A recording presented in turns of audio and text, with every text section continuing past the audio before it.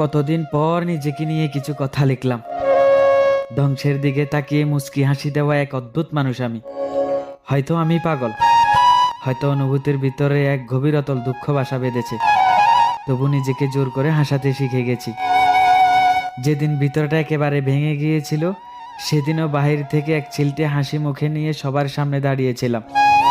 কষ্টগুলোকে বন্ধু বানিয়েছি, একাকিত্বকে আপন করে নিয়েছি। মানুষ ভাবে হয়তো আমি সুখী, কিন্তু তারা জানে না প্রতিটা রাত এক একটা লড়াই নিজে নিজেই বুঝিয়ে রাখি।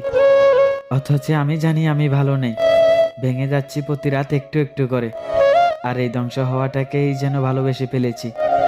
আমি সেই মানুষ যে হার মানার আগেই হাসি, কারণ আমি জানি কান্না দেখিয়ে কোনো লাভ নেই। এই পৃথিবী শুধু শক্তদের মনে রাখে, দুর্বলদের নয়। তাই আমি অদ্ভুত, আমি অনুভূতির আগুনে পুড়ে যাওয়া এক নীরব যোদ্ধা।